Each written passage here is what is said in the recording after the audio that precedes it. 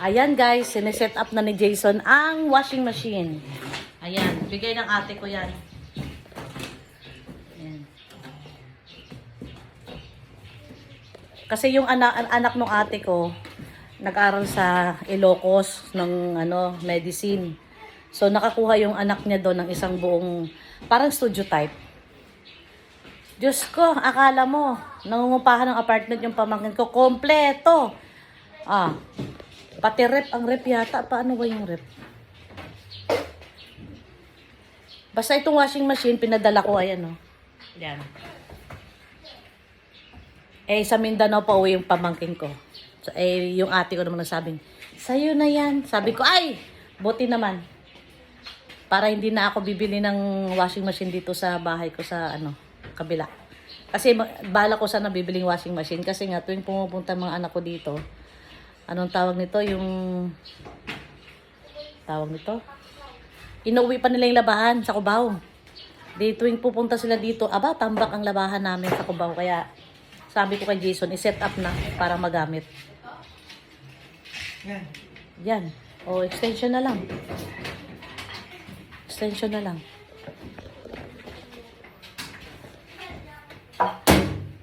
Maiksi. Nasaan yung extension na ginamit ni daddy mo kahapon? Kunin mo yun. Ayan. So guys, ito na. Na-set up na.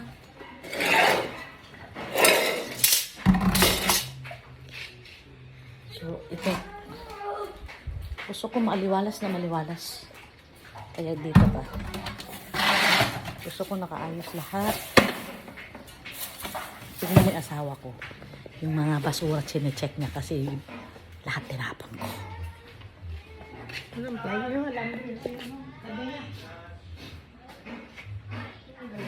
Yung kadena sa chandelier? Sige, kunin mo.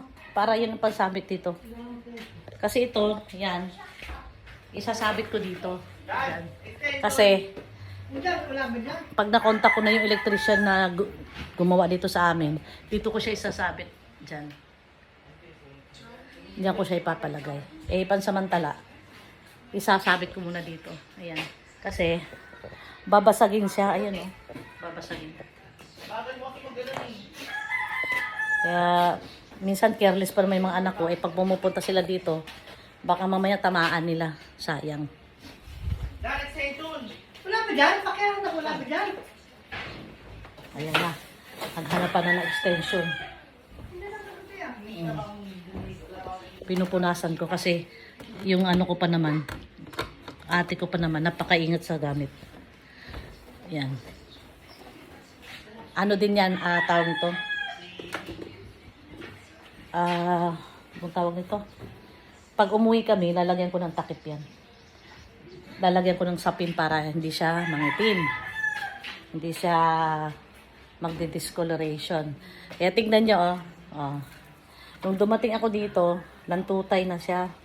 Ito, nakababa na yung dahon. Ngayon, dahil nadiligan na sa 2 araw, tingnan, fresh na sila. Nakatayo na sila. Yan. Yan. So, sa susunod ang project ko na naman, magre-replanting na naman ako. Magre-replanting ako. Pero gusto ko yung yung namumulaklak. Para Ilan na loob yan? Kasi dyan wala lagi yung swing eh. saan mo sabit sa loob? Sa likod, sa loob. Sa dulo. Lo, baka marupok na yung doon, bakal. Hindi, bakal yun. Mas marupok yan, oh. Aluminum lang yun. So, doon daw sa kusina, isabit. Sabit doon, durog-durog na yung bahay. Hindi ka, bakal yun. Ang gulat, tingin mo po. Siling. Ang gulat kaya sa aluminum yan. Ano ba? Ano yung sana? Saan yung aluminum? Oo nga, aluminum nga yan, pero yan? Tingin mo, nakaribet lang yan. Tingin mo. Kaya ako yung ginagawa. Ano ba kayo? Hindi nyo malapayantindi. Mas matigas yung welding yun. Bakal, angular. Bakit? Kasi dito may storbo. Hindi sa gilid mo ngayon nalagay. Hindi, kasi halagi ko yung swing o yung little tag ng mga bata. Swing, yung swing. Wala naman masama. Ayun naman. Aluminum. Tingin mo, nakalibet lang. Oh. Hindi, ilagay mo lang sa terrace sa taas. Huwag mo na isabit. Ha? Lagay mo sa terrace sa taas. Yung Christmas tree ba itatayo nyo pa next year yun? Oh, ayaw ko nga sa Lapagson kasi baka Sa mamaya... upuan. Ay, hindi pwede sa upuan yan. Ano yan, lalawit yan. Lalong mababasag yan. Naputo na nga eh. Ito na lang. Isabit mo sa gilid. Lalagay ko yung swing dyan. Hindi tayo. Hindi, kahit dito na lang, Sek, oh. Ang nanitiligay na, titiram si kayo. Ano uminom lang yun? Ay, di dito may lagay. Walang halaman dyan, oh. Jason! Alika. Doon na lang ilagay sa gilid, oh. Tats! Doon sa Ba? gilid. Tats! Sabi ko nga sa'yo, ayaw mo eh. Ha? Ayaw mo eh. O kaya dito. Kasi wala namang halaman. Yan, dyan. Ayos mo nga kay daddy yung tali na sabit ko. Ay, Si doon. mama, gulang na. Kunin mo yung mga labahan. Sa taas may labahan din doon. At saka yung kurtinang violet. Labahan natin uli yan. Pinatakip lang naman yan. Mabaho. Tignan mo, mabaho. Hinigaan na ni Summer at saka ni Pepper yan. At saka yung ano, son? Yung... Talian mo yung kurtina. Son, doon sa banyo ko. May binabad akong damit doon. Dali mo rito. Saan mo kinuha mo? Ay, tumumba yung kanta. Ah, ito. Akin na. Saan mo nakuha? Ano ba? Ang dami sila. Nahanap ko to eh.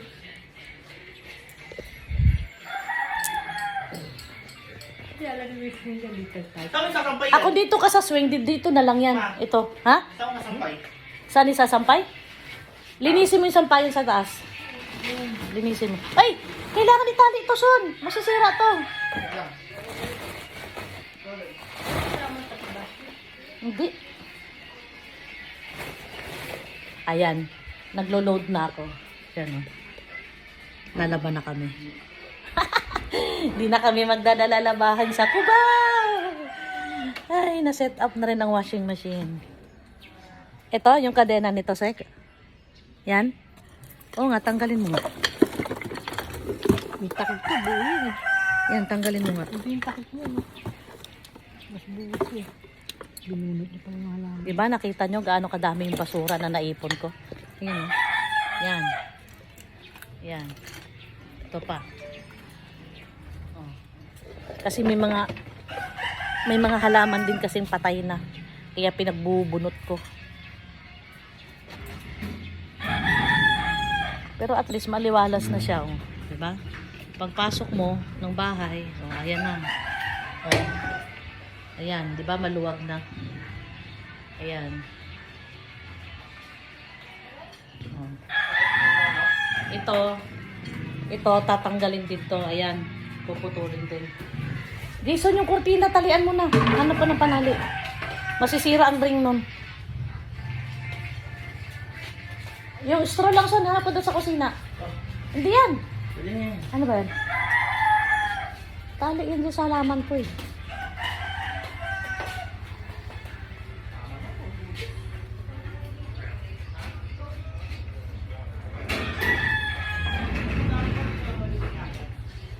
Saan yun? Ah.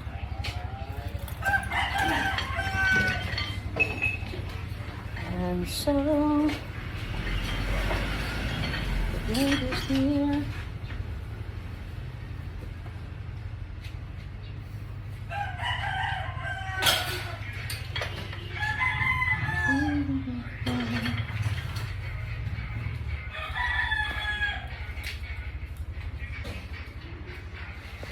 Ayan. Tanggal mo na? Di pa, saan yung po na andyan? Na? Bakal?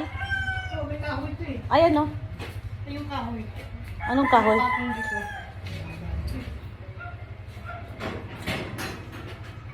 Ayan, si Jose Rizal dito ko nilagay, oh. Ayan. Ayan, si Jose Rizal. Pinatatapo ng anak ko. Sabi ko, wag. Kasi, talian mo. Kasi yung kliyente ko, yung nanay nila teacher, alam ko principal yata dati. So may mga collection siya ng mga gamit. Nakita ko yan si Jose Rizal, natuwa lang ako, kaya kinuha ko. Yung service mo yata sila. Kasi meron nga hindi. Hindi, nanay niya, di ba ano? May nakapira ng association ngayon. Wala. Puro si tira. So guys, Bye for now. Maglalaba muna ako. Mamaya magsasampay ako. Papakita ko sa inyo saan kami magsasampay dito. Kasi dito sa garahe namin walang sampayan. At ayaw ko rin magsampay dito. Ang pangit tingnan. Dalawa yan, Son. Isa lang yan. Ha? Isa lang. Isa lang. Ayan. Ay, sabon. Saba yung sabon pala. Ito, andito yung sabon.